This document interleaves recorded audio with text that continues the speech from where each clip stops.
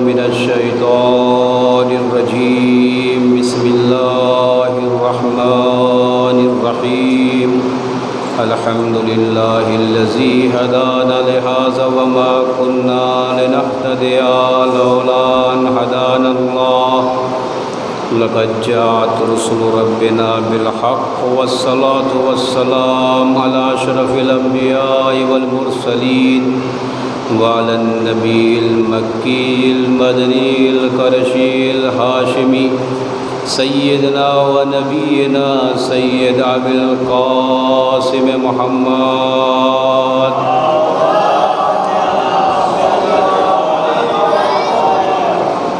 وآله الطيبين الطاهرين المعصومين المظلومين الذين أذهب الله عنهم الرجس وطهرهم تطهيرا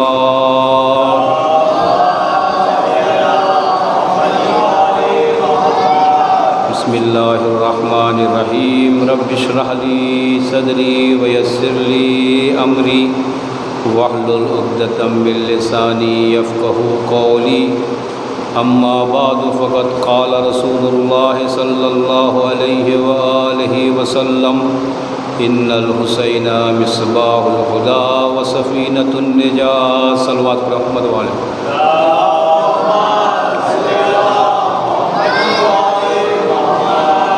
حضران گرامی، ارشاد رسول کائنات، ارشاد رسول اکرم ہے کہ بے شک حسین ہدایت کا چراغ ہے اور کشتی نجات ہے۔ اس کے ذیل میں کل تھوڑی سی گفتگو ہوئی کہ حسین ہدایت کا چراغ ہے اور کشتی نجات ہے۔ کل پہلے ہی ٹکڑے پہ بات ختم ہو گئی تھی اور پھر دوسرے ٹکڑے کا نمبر ہی نہیں آیا کہ اس کے تحت کوئی بات کی جائے۔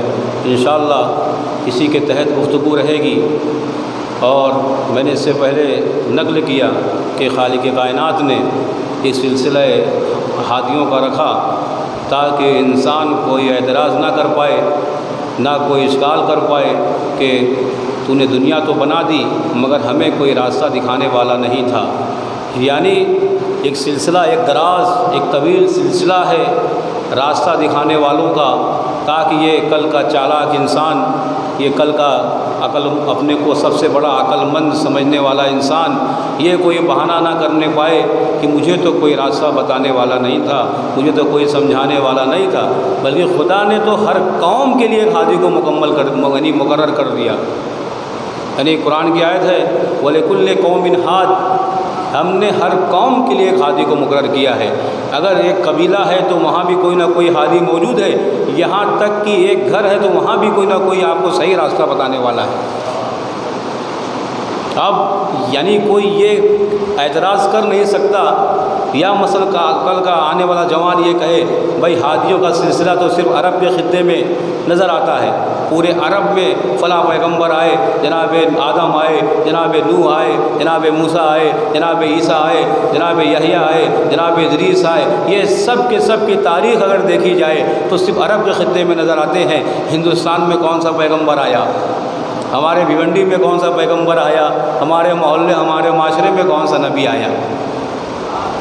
یہ کل کا جوان اعتراض کر سکتا ہے کہ بھائی چالاک آدمی ہے، انسان تیز ہے، کل کو کہہ سکتا ہے باری تعالیٰ سے کہا کہ تو نے جو پیغمبر بھیجا وہ سب کے سب وہ کوئی مکہ میں نازل ہوا، کوئی جو ہے مدینے میں کوئی موجود ہے، یا عرب کے خطوں میں یا بنی اسرائیل کی قوموں میں جو مشہور ہے، کہا اس میں تو نے بھیجا، بھیونڈی والوں کے لیے کہاں بھیجا، بمبئی والوں کے لیے کہاں بھیجا، کون سا پیغمبر آیا، اس کے بارے میں تو بتانا چاہیے۔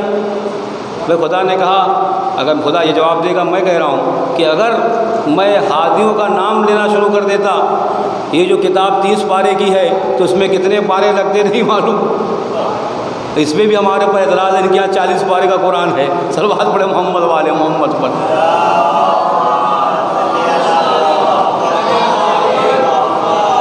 اگر تھوڑی سی کوشش کی تھوڑا سامنے تھوڑا آ جائیے، کیونکہ کیمرہ یہاں چل رہا ہے اور آپ لوگ وہاں بیٹھے، یا تو میں ممبر ایسے کر لوں یا کھڑے ہو کے پڑھنا شروع کر دوں. میں اپنے بزرگوں سے گزارش کرتا ہوں، اپنے چھوٹے بچوں سے، بھائیوں سے، کہ تھوڑا سا یہ سامنے آ جائیں، کیونکہ یہاں پہ کوالٹی چاہیے، کوانٹیٹی کی ضرورت نہیں ہے. حسین 72 سپاہی لے کر پوری انسانیت کی جنگ جیت گئے، جہالت کو ہرا دیا. تو یہاں پہ یہ مت دیکھیے کتنے لوگ آئے ہیں، یہ آپ کو دکھائی دے رہے ہیں اتنے لوگ آئے ہیں، ورنہ یہ پورا فرش ہزا ہمیشہ بھرا ہوتا ہے. یہاں آپ کے آنے کا کوئی محتاج نہیں ہے. یہاں پہ جہاں فرش ہزا بچھتا ہے وہ آسمانوں کے لوگ ہیں، ترستے ہیں محرم کے لیے. یعنی امام حسین کا اتنا رتبہ ہے، اتنا مرتبہ انشاءاللہ بیان کروں گا کہ ہمیں تو اس کی بھنک بھی نہیں ہے. ہم تھوڑا سا یہ دکھاتے ہیں تو مجلس میں چلے آتے ہیں، ورنہ جہاں بھی مجلس شروع ہوتی ہے آسمانوں سے لوگ چلے آتے ہیں. صلوات پڑھے محمد و آل محمد پر.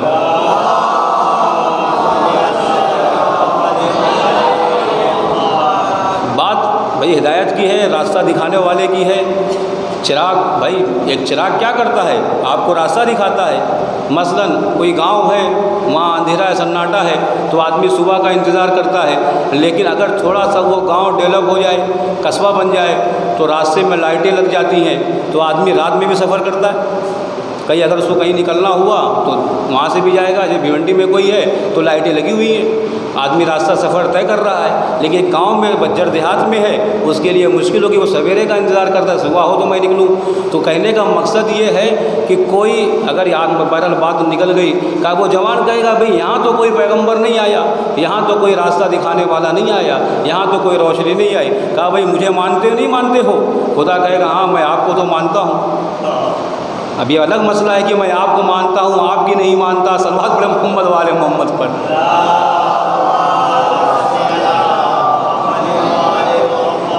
یہ بہت بڑا مسئلہ ہے. بھائی عرفان صاحب، آپ کو ہم بہت فالو کرتے ہیں، آپ کی بہت بے درجہ محبت ہے، آپ سے بہت الفت ہے، آپ کا بیان اچھا ہے.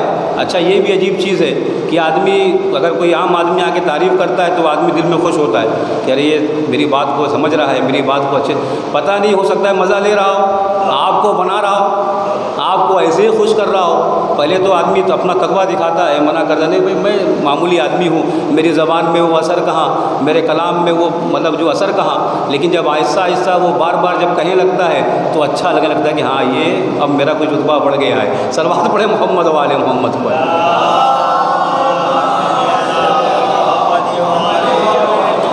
یعنی اپنے رتبے کو آگا بول رہا ہے، مطلب یہ آپ آگاہ ہو گئے. شروع میں عجیب لگتا ہے آگاہ بول رہا ہے، کہا نہیں اب آگاہ نہیں بولے گا تو تکلیف ہوگی. اگر ایسے ہی بول دیں مولانا جو ہے کہ نہیں آگاہ نہیں کہا اس نے. تو کہنے کا مقصد یہ کہ وہ کہے گا بھائی یہاں کوئی نہیں آیا، یہاں تو کوئی ہمیں بس راستہ بتانے والا نہیں تھا. تو خدا نے کہا کہ مجھے مانتا ہے، کہا آپ کو مانتا ہوں، لیکن آپ کی ماننا یہ بڑا مسئلہ ہوتا ہے. آپ بہت سارا دعویٰ ہمارے پاس ہے، ہم خدا کو مانتے ہیں، ہم پیغمبر کو مانتے ہیں، ہم اسلام کو مانتے ہیں، ہم نبی کو مانتے ہیں، ہم اپنے علماء کو مانتے ہیں، لیکن آیا ان کی بات پہ بھی عمل کرتے نہیں کرتے؟ یہ سب سے بڑا امتحان ہوتا ہے کہ ماننا ایک الگ ہے اور ان کی ماننا ایک الگ بات ہے. بعض یعنی ایسے لوگ ملے جو اسلام کو مانتے ہیں مگر اسلام کی نہیں مانتے. اسی بنا پہ کسی بڑے فلسفی آگے متعلق کسی نے کہا، بہرحال بہت بڑے کسی حکیم نے کہا کہ میں نے اسلام میں مسلمانوں کا اس طریقے نہیں دیکھا، لیکن جہاں پہ اسلام نہیں تھا وہاں پہ جہاں پہ مسلمان نہیں تھے وہاں پہ اسلام دیکھا، اور جہاں مسلمان تھے وہاں اسلام نہیں دیکھا. اس کا مطلب یہی تھا کہ اسلام کو مانتے تھے، اسلام کی نہیں مانتے تھے. نبی کو مانتے تھے، کہا پیغمبر ہے، لیکن اپنا عمل ان کا اس بات پر دلالت کر رہا تھا کہ اس کی بات کو ماننے والے نہیں ہیں. وہ دعویٰ تو ان کے پاس بہت ہے، ہم آپ کو سب سے بڑا مانتے ہیں، لیکن عمل یہ بتا رہا ہے، عمل یہ گواہی دے رہا ہے کہ ہم آپ کی نہیں مانتے. کہا بھائی مجھے مانتا ہے؟ کہا ہاں مانتا ہوں. کہ الگ مسئلہ ہے کہ ماننے والی بات عزیزو. کہا اس کے بعد کہا جب مجھے مانتا ہے تو میری بات کو بھی ماننا پڑے گا. بھائی مسئلہ یہی ہے نا، میں کہوں ابھی کہ میں یہ کہہ رہا ہوں آپ یہ کام کریے، آپ یہ کام کریے، آپ یہ کام کریے، آپ جو ہے پتھر توڑیے، آپ پتھروں کو اٹھائیے، آپ پتھر کو پھینکیے، آپ سائیکل چلائیے، آپ جو میں کہتا رہوں. ایک مرتبہ آپ کا موڈ خراب ہوگا، مولانا پہلے یہ بتا کہ میں آپ کو مانتا ہوں یا نہیں مانتا ہوں. بھائی سوال کرے گا سامنے والا، مولانا یہ بتاؤ پہلے میں آپ کو مانتا ہوں یا نہیں مانتا ہوں. اگر وہ کہے گا آپ کو مانتا ہوں تو اس کو پتھر بھی اٹھانا پڑیں گے، پتھر پھینکنا بھی پڑیں گے، سائیکل بھی چلانا پڑے گا، جتنا کہوں گا اتنا کرنا پڑے گا۔ لیکن وہ سرے سے مجھے مانتا ہی نہیں تو میری بات کو کیا مانے گا؟ صلوات پڑھے محمد و آل محمد پر۔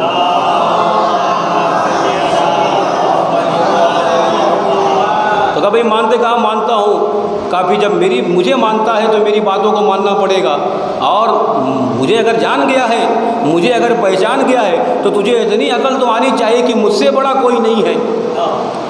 پوری دنیا کا خلق کرنے والا میں ہوں، تیرے اندر روح پھونکنے والا میں ہوں، آدم کو دنیا میں لانے والا میں ہوں، آدم کے جتنے بھی اعمال ہیں وہ سب کا حساب کتاب کرنے والا میں ہوں۔ یہ دنیا میں جو بھی پتا ہلتا ہے میری اجازت سے ہلتا ہے، دنیا میں جو بھی کام ہوتے ہیں میں کرنے والا ہوں۔ اب یہ مت کہیے کہ اب ہر چیز تو خدا کرتا ہے تو یعنی جو گناہ کر رہے ہیں معاذ اللہ خدا کرتا ہے، یہ الگ فلسفہ ہے۔ صلوات پڑھے محمد و آل محمد پر۔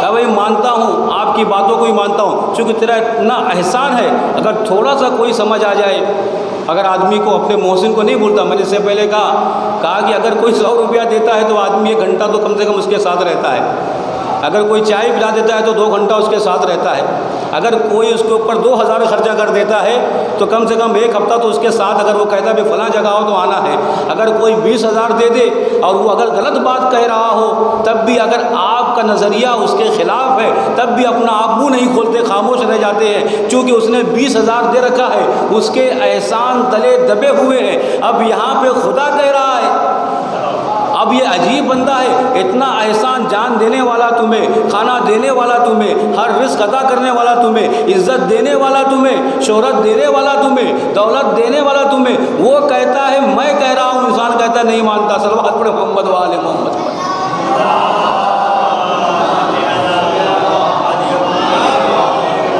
کہا بھائی مانا؟ کہا ہاں مانتا ہوں۔ کہا جب مان گیا، کہ ذرا بھر جانتا ہے تو یہ بات سمجھ لے کہ میں نے قرآن میں کہا ہے وَلِكُلِّ قَوْمٍ ہَادٍ، ہم نے ہر قوم کے لیے ایک ہادی بنایا ہے۔ جب مجھے مانتا ہے اس بات کو بھی ماننا پڑے گا کہ ہندوستان بھی بغیر ہادی کے خالی نہیں رہا۔ صلوات پڑھے محمد و آل محمد پر۔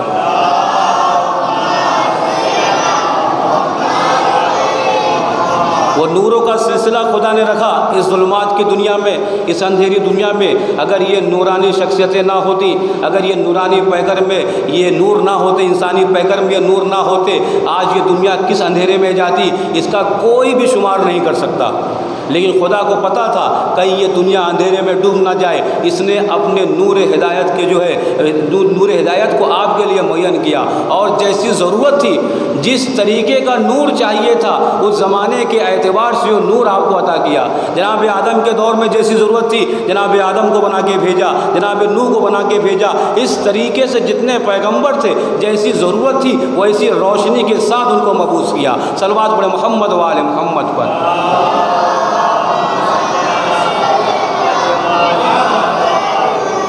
اور جب دنیا ایک دم تاریک ہونے لگی، جس کے صدقے میں تمام نوروں کو بنایا گیا تھا، جس کے صدقے میں تمام انبیاء کو بنایا گیا تھا، جس کے نور سے بنایا، کہا اس کو بھیجا۔ کہا کہ اب جو ہے اندھیرا بڑھ گیا ہے، اس اندھیرے کو دور کرنے کے لیے کوئی ایسا نور چاہیے، کم سے کم اتنی بڑی ظلمات کو ختم کر دے۔ اور جب اندھیرا اور بڑھا تو خود رسول کو کہنا پڑا کہ دیکھو میرا نور تو اندھیرے کو اتنا دور نہیں کر پایا، لیکن میرا بیٹا آئے گا، اس کے لیے میں کہتا ہوں ان الحسین مصباح الہدی و سفینۃ النجات۔ میرا بیٹا حسین، میرا نواسہ حسین کیا ہے؟ ہدایت کا چراغ ہے اور سفینہ نجات ہے۔ صلوات پڑھے محمد و آل محمد پر۔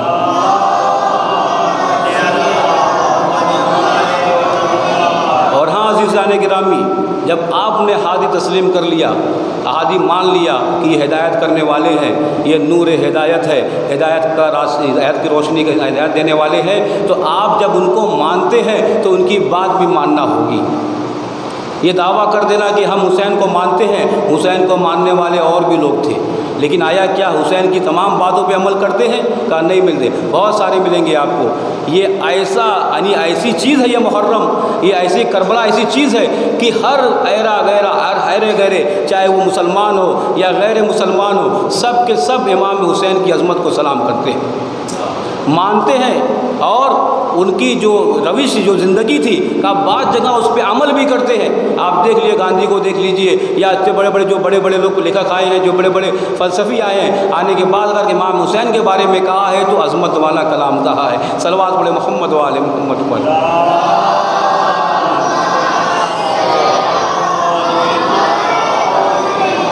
اب میں اپنے بچوں کو سمجھانے کے لیے مثال دے دوں. کہا بھائی جب امام ہادی ہے, امام آپ کو روشنی دینے والا ہے, ہدایت دینے والا ہے, نور ہدایت ہے, تو جو ایسا وہ کہے گا اس کو ایسا آپ کو کرنا پڑے گا. جب مان گئے تو اس کی بات ماننی ہوگی. ماننا جاننا الگ ہے, ماننا الگ ہے, اس کی بات ماننا ایک اور الگ چیز ہے. اب اس میں بھی درجہ بندی ہے. کوئی جانتا ہے تو اس کا رتبہ کیا ہے, کوئی پہچانتا ہے تو اس کا رتبہ کیا ہے, کوئی عمل کرتا ہے تو اس کا رتبہ کیا ہے. مثلاً امام کی طرح ہے, امام ہے, امام حسین ہادی ہے, رہبر ہے, آپ کی ہدایت کرنے والے ہیں. اب جو کہیں گے ماننا پڑے گا. اپنے چھوٹے بچوں کے لیے سمجھاؤں میں. کہا کہ میں ایک معمولی آدمی, مجھے ایک مولوی تسلیم کر لیا گیا, مولانا مان لیا گیا, اور میں مسجد میں آیا.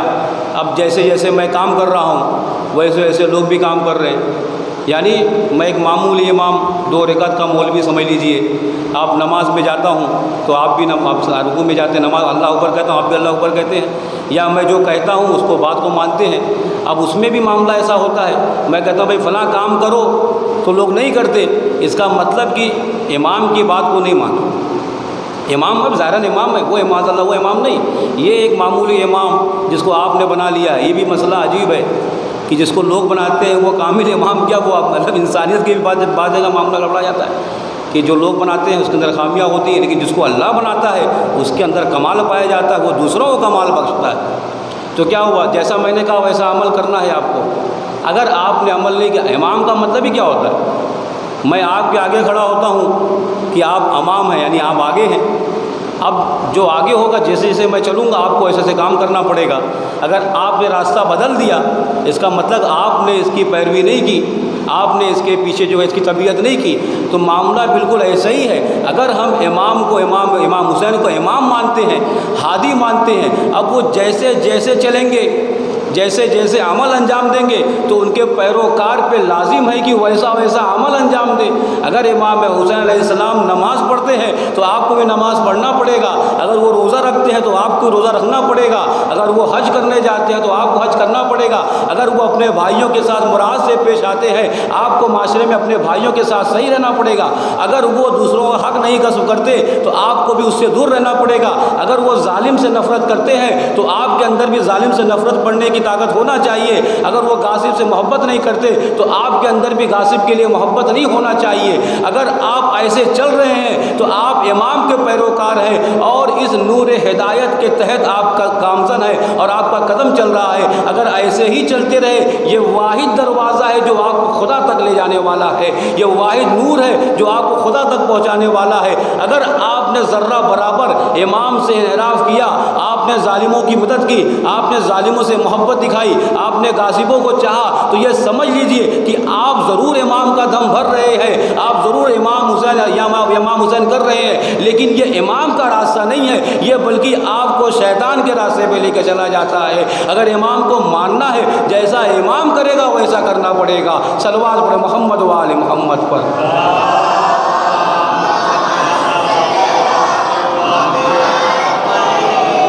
یہ تو خوش نصیبی ہے آپ کی, آپ ایسے گھر میں جنم لیتے ہیں جہاں پہ آنکھ کھولتے ہی آپ کو امام جیسا ہادی نظر آتا ہے, ائمہ جیسے ہادی نظر آتے ہیں. یہ سب سے بڑا گاڈ گفٹ ہے یہ. ورنہ وہ بیچارے جو راستہ ڈھونڈ رہے ہیں انہیں راستہ دکھائی نہیں دیتا, کیونکہ جھوٹے رہبر کھڑے ہو گئے لالٹین لے کر, کہا کہ ہم تمہیں راستہ دکھائیں گے. ہمیں لالٹین میں روشنی ہی کتنی ہوتی ہے, وہ کتنی دور آپ کو پہنچائے گا.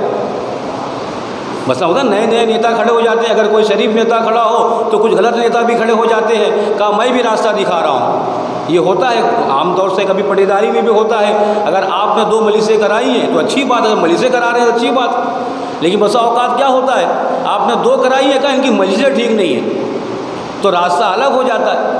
تو کہنے کا مقصد کہ ایسے لوگوں, یعنی بعض لوگ ایسے نہیں, وہ راستہ ڈھونڈ رہے ہیں, نور کو تلاش کر رہے ہیں, مگر چونکہ اندھیرا اتنا زیادہ ہے.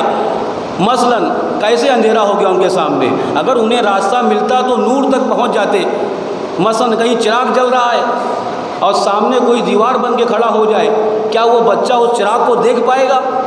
نہیں دیکھ سکتا۔ جب بھی دیکھے گا تو وہ دیوار نظر آئے گی۔ تو معاملہ جھوٹے رہبروں کا ایسا ہی ہے، وہ قوم تو کم مار کھائے گی، لیکن وہ جو جھوٹے رہبر جو لالٹین لے کر کھڑے ہو گئے ہیں ان کی زیادہ پٹائی ہونے والی ہے، کیونکہ اصل نور کو دیکھنے ہی نہیں دیتے۔ وہ دیوار بن کے کھڑے ہو گئے ہیں تاکہ عوام جو ظلمات میں ڈوبتی رہے اور گمراہی میں تیرتی رہے۔ صلوات پڑھے محمد و آل محمد پر۔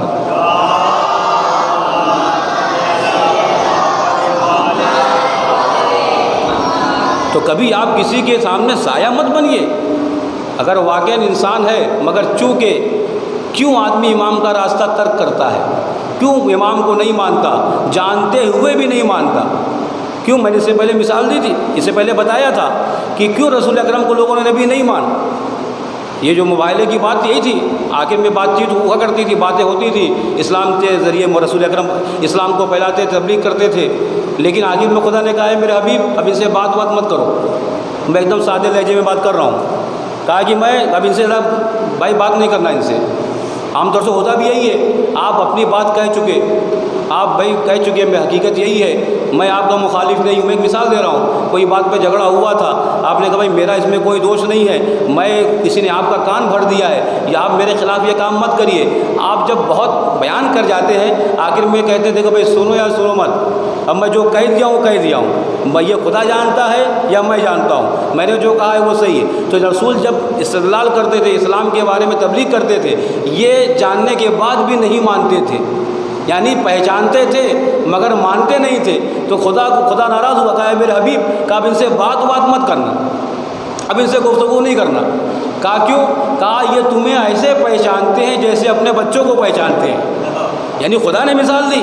کہا کہ یہ مت سوچ کہ جانتے نہیں ہیں، کہا یہ تم کو ایسے پہچانتے جیسے اپنے بچوں کو پہچانتے ہیں۔ مسئلہ صرف دنیا پرستی کا ہے۔ اگر آپ کے ساتھ آئیں گے تو انہیں آپ کے پیچھے نماز پڑھنا ہوگی، اگر آپ کے ساتھ آئیں گے انہیں حج کرنا ہوگا، اگر آپ کے ساتھ آئیں گے یہ جو مال و زر لوٹ کے رکھا ہے اسے راہ خدا میں خرچہ کرنا ہوگا۔ اسی بنا پہ لوگوں نے نبوت کا انکار کیا کہ اگر نبی تسلیم کرتے ہیں تو یہ مال و زر جو ہم نے جمع کر رکھا ہے وہ انہیں دینا پڑے گا۔ اگر تسلیم کرتے ہیں ہم تو یہاں کے سب سے بڑے ملا ہیں، ہم تو یہاں کے سب سے بڑے دھنا سیٹھ ہیں، ہم یہاں کے سب سے بڑے آدمی ہیں، اگر ان کو بڑا مان لیا تو پھر ہم بڑے کہاں رہ جائیں گے؟ اسی لیے نبوت کا انکار کیا۔ صلوات پڑھے محمد و آل محمد پر۔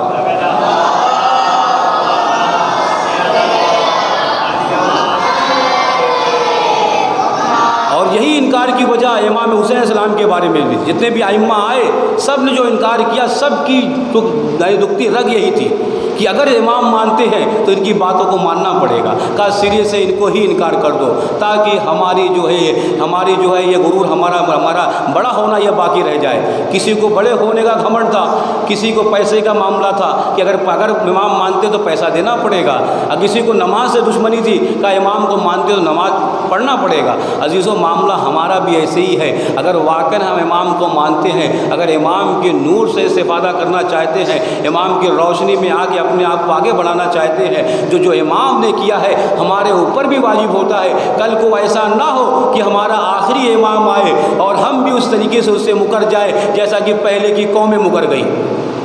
کل ایسا نہ ہو کہ امام آئے کہا بھائی میری باتیں مانو، کہا آپ کی بات مانیں گے تو یہ کام کرنا پڑے گا، آپ کی باتیں مانیں گے تو بھائی کا جو حصہ مارا ہے وہ دینا پڑے گا، کہ آپ کی بات مانے تو مثلا ہم کو یہ کام چھوڑنا پڑے گا، آپ کی بات مانے تو سود کا کام چھوڑنا پڑے گا، ربا کا کام چھوڑنا پڑے گا، کہ اس سے اچھا ہے کہ مانو ہی مت۔ تو خدا اس دن سے بچائے اگر امام آئے تو ایسا نہ ہو جو پہلے قوموں کے ساتھ ہوا ہے۔ صلوات پڑھے محمد و آل محمد پر۔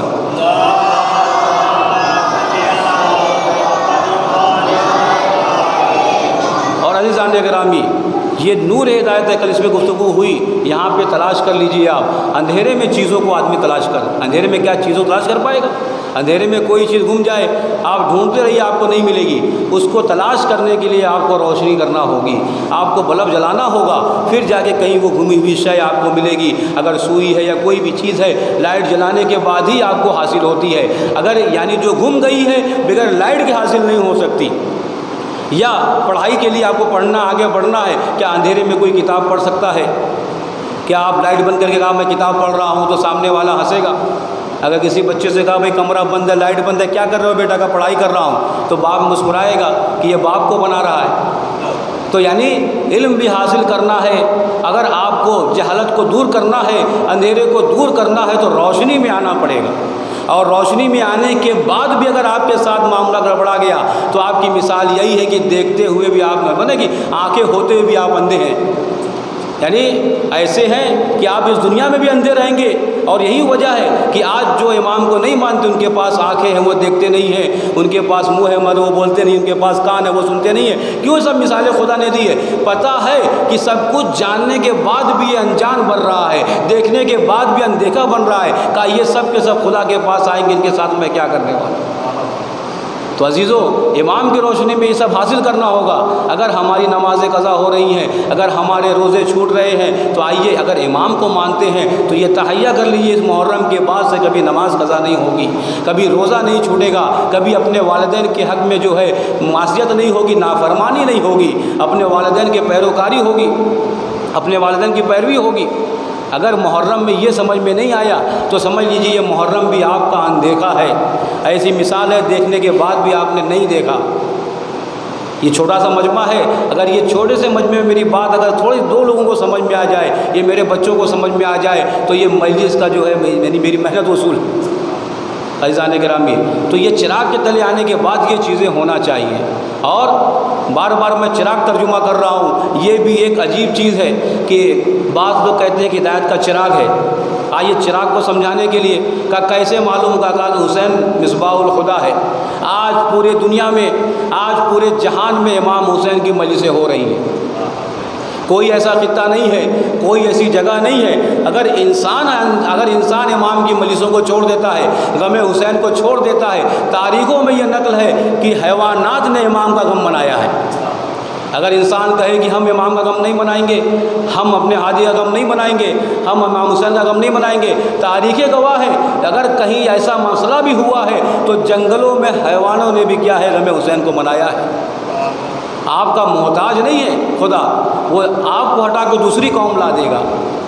آپ اگر سمجھتے کہ میری وجہ سے یہ عزاداری چل رہی ہے، میری وجہ سے میرے دم پہ یہ چل رہی ہے، تو آپ کے دم پہ کچھ نہیں چل رہا ہے، وہ سب کچھ چل رہا ہے اس کے دم پہ ہے۔ وہ اپنے ولی کے لیے دوسری قوم کو لا کے کھڑا کر دیتا ہے، اور یہ باقاعدہ دنیا میں ہوتا آیا ہے۔ اگر کوئی قوم ظلم اختیار کرتی ہے، اگر کوئی قوم معصیت کرتی ہے، اگر کوئی قوم ظالمین میں سے ہو گئی، خدا نے اس سے نیست و نابود کر دیا، اس کی جگہ دوسری قوموں کو لا کے کھڑا کر دیا۔ صلوات پڑھے محمد و آل محمد پر۔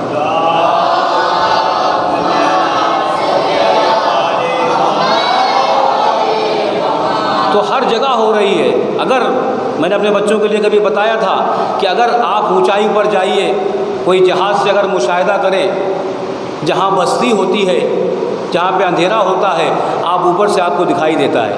اگر جہاز اوپر ہو اور نیچے لائٹیں جل رہی ہوں تو آپ کو معلوم پڑ جائے گا کہ یہاں پہ لائٹیں جل رہی ہیں، یہاں پہ بستی موجود ہے۔ جن لوگوں نے جہاز کا سفر کیا ہے وہ کھڑکی سے دیکھتے ہیں، انہیں معلوم ہوتا ہے کہ یہاں لائٹ جل رہی ہے، اس کا مطلب یہاں آبادی ہے۔ وہاں سے معلوم ہو جاتا ہے کہ کہاں کہاں لائٹیں جل رہی ہیں، اور جہاں لائٹیں نہیں ہیں اس کا مطلب وہاں اندھیرا ہے، وہاں پہ جہالت ہے۔ ہاں عزیزو، اگر عرفانی آنکھوں سے اپنے کو بلند کر کے دیکھا جائے، آج آسمانوں پہ اٹھ کے دیکھا جائے، پوری دنیا پہ جہاں جہاں مجلسیں ہو رہی ہیں وہاں پہ نور ہدایت جگمگا رہا ہے، وہاں پہ نور ہدایت دکھائی دے رہا ہے۔ اس سے معلوم ہو جائے گا کہ رسول نے ایسے ہی نہیں کہہ دیا ان الحسین مصباح الہدی و سفینۃ النجات، بے شک حسین ہدایت کا چراغ ہے، کا چراغ سے تعبیر کی، کا اونچائی سے دیکھو گے معلوم پڑ جائے گا کہ اجالا کہاں ہے، اگر اندھیرے میں ہو تو اجالے میں چلے آؤ۔ صلوات پڑھے محمد و آل محمد پر۔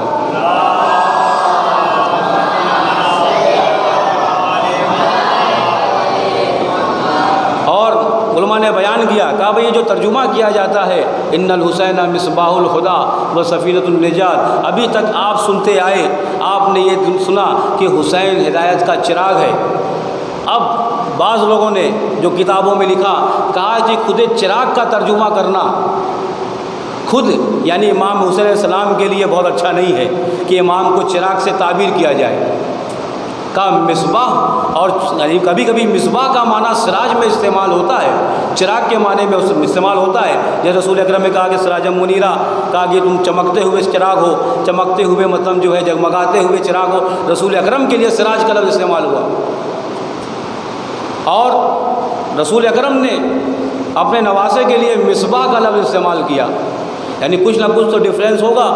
خدا نے سراج کا لفظ استعمال کیا، رسول اکرم نے مصباح کا لفظ استعمال کیا. اچھا یہ بتائیے، آپ عقلی طور پر سوچئے، جب چراغ جلتا ہے تو کتنی روشنی دیتا ہے؟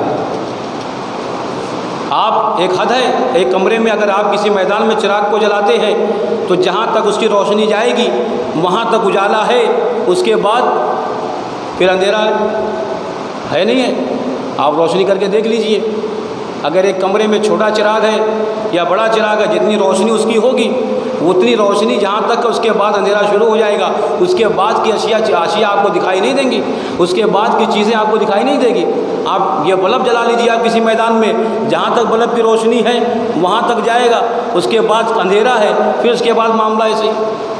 اب یہاں پہ یہ باتیں تھوڑا سی بہرحال چھوٹا منہ بڑی بات ہے. رسول اکرم نے کہا، رسول اکرم کو سراج کہا گیا، یعنی رسول اکرم آئے تب بھی پورا اندھیرا ختم نہیں ہوا. یعنی سراج کی مثال تھی رسول اکرم کی، روشنی آئی، نور آیا، مگر تب بھی پورا اندھیرا ختم نہیں ہوا. کیوں؟ چراغ کی طاقت جو ہوتی ہے ایک حد تک ہوتی ہے، اس کے بعد کیا ہوتا ہے، اس کے بعد سناٹا ہو جاتا ہے، اس کے بعد پھر اندھیرا ہو جاتا ہے. بہت توجہ چاہتا ہوں اگر یہ بات آپ تک پہنچا سکا.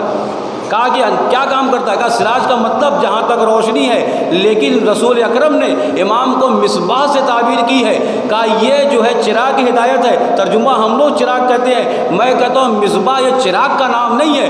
مصباح تو کیا ہے؟ یہ سویرا ہے ہدایت کا. مصباح صبح سے بنایا گیا ہے، یعنی صبح ہے امام اسے ہدایت کی. یعنی جب سویرا آتا ہے تو اب یہ بتائیے آپ، کیا کہیں پوری دنیا میں اندھیرا باقی رہتا ہے؟ کیا پورے خطے میں کہیں اندھیرا؟ کونے کونے میں بھی آپ کو اجالا سمجھ میں آتا ہے. تو رسول نے بتایا کہ دیکھو میں سراج ہوں، لیکن میرا بیٹا حسین سویرا ہے ہدایت کا. جب وہ آئے گا تو کہیں بھی اندھیرا دکھائی نہیں دے گا، کہیں بھی جہالت نہیں ہوگی، کہیں بھی آپ کو جو ہے ڈرنے کی ضرورت نہیں ہے. حسین جب آئے گا اور شہادت پیش کرے گا تو پوری دنیا سویرے کی طرح منور ہو جائے گی. صلوات پڑھے محمد و آل محمد پر.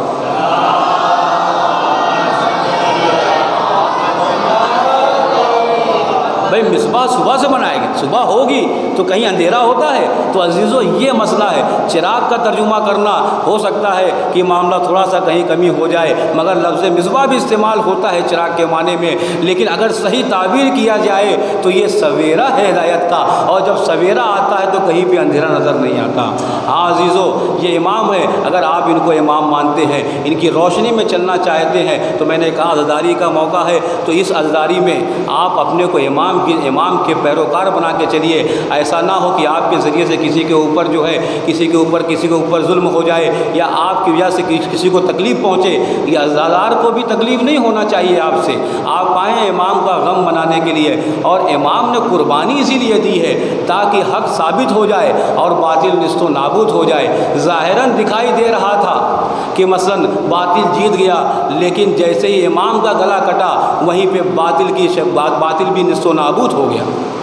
امام نے گلا کٹا کے اپنے کو بقا تک پہنچا دیا، لیکن باطل گلا کاٹ کے بھی فنا ہو گیا.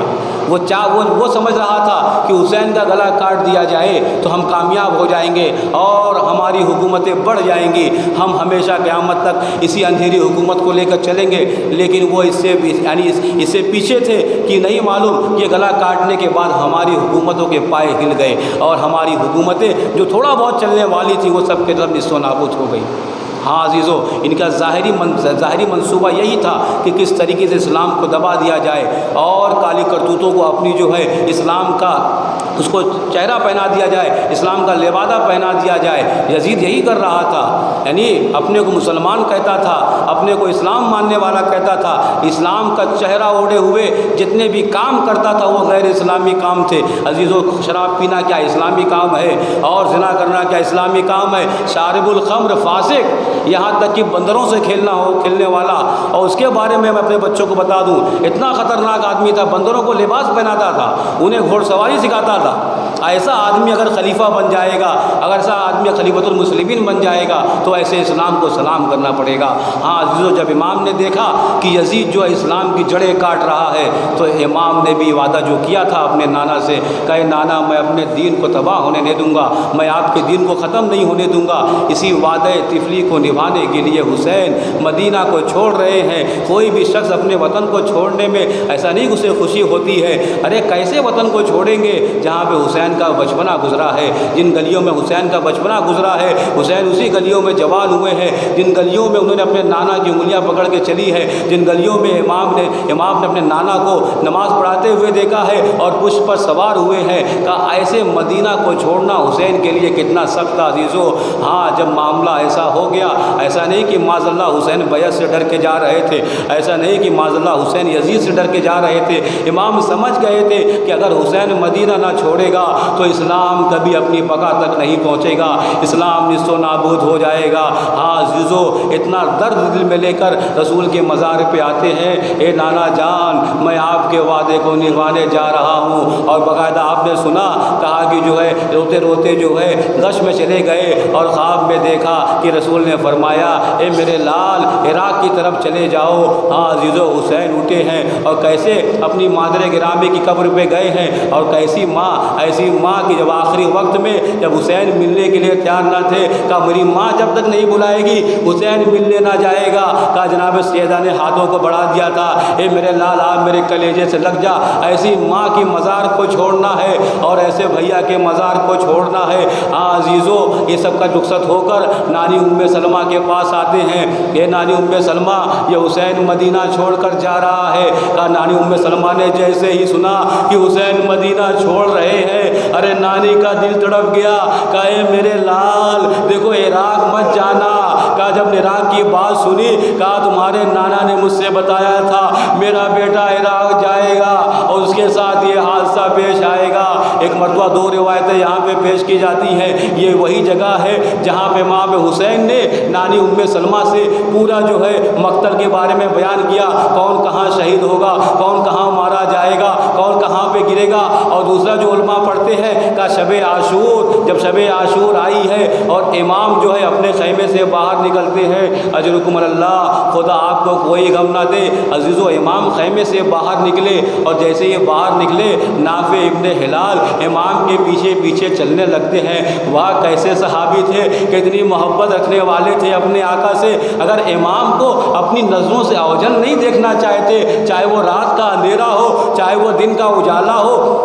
کہتے ہیں نافع کو جیسے یہ احساس ہوا کہ حسین خیمے سے باہر نکلے ہیں، ارے نافع تلوار لے کر باہر نکلے اور امام کے پیچھے پیچھے چل رہے ہیں، اور امام کے پیچھے پیچھے چلتے جاتے ہیں۔ جیسے ہی امام نے آہٹ محسوس ہوئی، کہے نافع تم میرا پیچھا کیوں کر رہے ہو؟ ایک مرتبہ نافع تڑپ گئے، کہے میرے آقا، اے میرے مولا، مجھے یہ خوف ہے کہیں ایسا نہ ہو کہ اندھیرے کا فائدہ اٹھا کر ارے کوئی ظالم آپ پہ حملہ کرتے اور یہ آپ کا غلام زندہ رہ جائے۔ اے عزیزو، نافع کو لے کر آگے امام بڑھتے ہیں، وہاں پہ مقتل نانی ام سلمہ سے بھی بیان کر دیا تھا، اب نافع سے بھی اپنے مقتل کو بیان کرتے ہیں۔ اے نافع اگر تم میرے ساتھ آ گئے تو دیکھو یہ وہ جگہ ہے جہاں پہ میرا بھیا عباس مارا جائے گا، ارے وہ جگہ ہے جہاں میرے بھیا کے شانے قلب ہوں گے۔ اے نافع یہاں آؤ، ارے یہ وہ جگہ دیکھو، یہ وہ جگہ ہے جہاں میرا دوست مارا جائے گا، ارے حبیب گریں گے، ارے یہ وہ جگہ ہے جہاں پہ سعید گریں گے، یہ وہ جگہ ہے جہاں پہ مسلم گریں گے، اور اس طریقے سے مقتل کو بیان کرتے جاتے ہیں۔ اور پھر آخر میں کہتے ہیں اے نافع، ارے یہ وہ جگہ ہے جہاں میرے بیٹے علی اکبر کو برچی لگے گی۔ ایک پھر آگے بڑھتے ہیں، کہتے ہیں اے نافع یہ وہ جگہ ہے جہاں پہ تمہارا امام اپنے ششماہی کے لیے پانی مانگ رہا ہوگا اور یہ فوج اشقیاء پانی دینے سے انکار کر رہی ہوگی۔ اور میں کہتا ہوں آپ کے لیے، میں کہتا ہوں عزیزو، یہ وہی جگہ تھی جہاں پہ امام نے اپنے شیعوں کو یاد کیا، ارے جناب اصغر کو جب پانی لینے کے لیے بڑھے، یہ وہی جگہ تھی جب فوج اشقیاء نے انکار کیا تو امام نے کلمہ پڑھا، کہا شیعت اما ام شریف تم مال بن فذکرونی، اے میرے شیعوں، ارے جب تم پانی پینا تو میری پیاس کو یاد کر لینا۔ اے میرے شیعوں، اے کاش تم کربلا میں ہوتے، ارے تم دیکھتے، ارے میں نے اپنے کیسے ششمائی کے لیے پانی مانگا، لیکن فوج اشقیاء نے دینے سے انکار کر دیا۔ یہ عزیز و امام بیان کرتے جاتے ہیں، ایک مرتبہ امام مقتلوں کو بیان کر رہے ہیں مگر نافع کوئی جواب نہیں دیتے، نافع کوئی ہاں ہو نہیں کرتے۔ ایک مرتبہ امام کہتے ہیں اے نافع میں تم سے کلام کر رہا ہوں، میں تم سے بات کر رہا ہوں، ارے تم میرے کلام کا جواب نہیں دیتے۔ ایک مرتبہ نافع تڑپ گئے، اے میرے آقا، اے میرے مولا، ارے آپ مقتل کو بیان کر رہے ہیں، لیکن جب آپ مقتل کو بیان کر رہے تھے ارے کسی دکھیاری کی رونے کی آواز آ رہی ہے، وہ آواز اتنی کربناک ہے کہ میں آپ کی باتوں کو نہیں سن سکا۔ ایک مرتبہ حسین تڑپ گئے، کہے نافع ارے اپنے ہاتھوں کو کانوں پہ رکھ لو، ارے یہ کوئی اور نہیں، ارے میری مادر گرامی فاطمہ زہرا ہے، جب میں مدینے سے چلا ہوں یہ میرے ساتھ ساتھ ہے اور یہ میری شہادت ہے۔ وَسَيَعْلَمُ الَّذِينَ ظَلَمُوا أَيَّ مُنقَلِبٍ يَنقَلِبُونَ أَلَا لَعْنَةُ اللَّهِ عَلَى الْقَوْمِ الظَّالِمِينَ۔ بار الہ اس مختصر سے اعمال کو بارگاہ عظیم جگہ عنایت فرما۔ بار الہ جہاں جہاں شیعان حیدر کرار ہیں ان کی جان و مال عزت و آبرو کی حفاظت فرما۔ بار الہ یہ دنیا ظلم و جور سے بھر گئی ہے، اپنی آخری حجت کے ظہور میں تعجیل فرما اور ہم کو ان کے غلاموں میں شمار فرما۔